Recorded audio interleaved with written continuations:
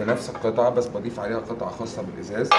الفكرة منها إن أنا بستخدم الشفط، بسحب كل حاجة، وأقدر أستخدم كمان طرد البخار في حالة إن في منظر زي ده، لأن أنا بطرد بخار على المكان كله. وبعد كده بستخدم شفط مع طرد البخار.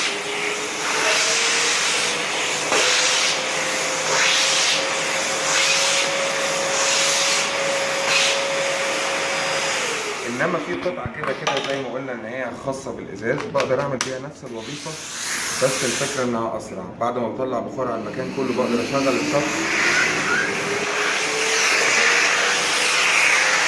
فبتغطي المكان اسرع. وفي حاله ان انا عايز اعمل ازاز من بره بقدر اركب الاكستنشن او الوصله اللي بطولها، وبقدر اعمل الازاز من بره عادي جدا، بان انا بضغط بخار في كل الاماكن وبشغل الشفط، وبعد كده بشتغل عادي جدا من بره او من جوه. تمام.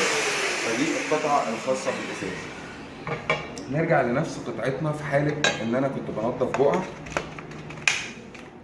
ان انا بقدر اركب قطعه خاصه تانية على نفس القطعه عشان اسطح المفروشات.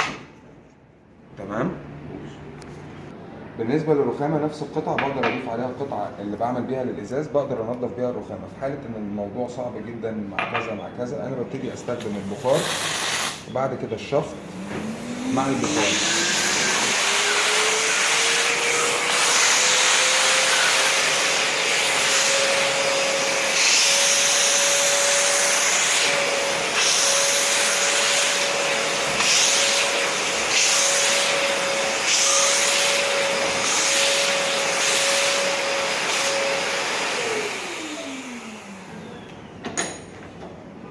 كده فاضل الارضيات